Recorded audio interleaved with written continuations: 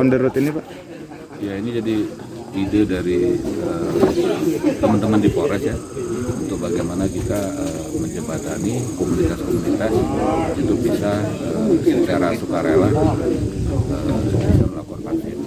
Nah, salah satunya bentuk kayak minggu yang lalu juga di Pau ya, sudah dilakukan. Malam ini kita di kita. Nah, harapannya dengan apa yang kita lakukan ini, masyarakat semakin tergerak ya untuk vaksin.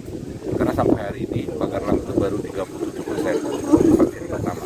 Dan kita menargetkan 75% di akhir tahun. Jadi kita memang harus menggali segala cara untuk mengajak masyarakat untuk bisa divaksin. Sasarannya sendiri Pak?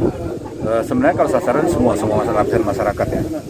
Apalagi sekarang kita kemarin baru dapat 10 dosis vaksin lagi ya, 10.000 ya. Sekarang kita ada stok kurang lebih 12.000. Jadi kita ngegas lagi. Begitu stok vaksin kita lumayan banyak, kita ngegas lagi.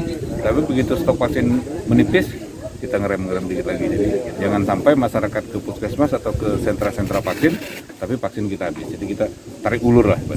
Dan alhamdulillah kita sangat didukung oleh ya Polres ya, dengan ide-ide yang cemerlang. Terakhir dengan ide ada door prize, itu peningkatannya sangat signifikan.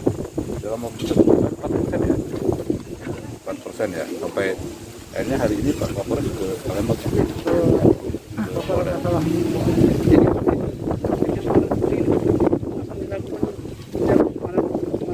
Ya, akhirnya malam-malam minggu kita situasi memungkinkan, stok vaksin kita lumayan banyak, kita akan lakukan. Zonasi Pagarlang sendiri Pak? Sekarang kita masih di zona kuning dan level 2. Pasiennya sendiri Pak? Pasien yang di Pagarlang Pak? Pasien habis. Kalau Sudah, pasien yang di rumah sakit kosong, bor kita kosong.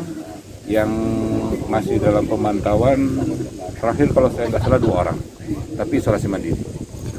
Jadi harapan dengan vaksin sendiri dengan yang ikut ini gimana? Ya, harapannya kita yakin bahwa kita akan hidup bersama dengan COVID ya.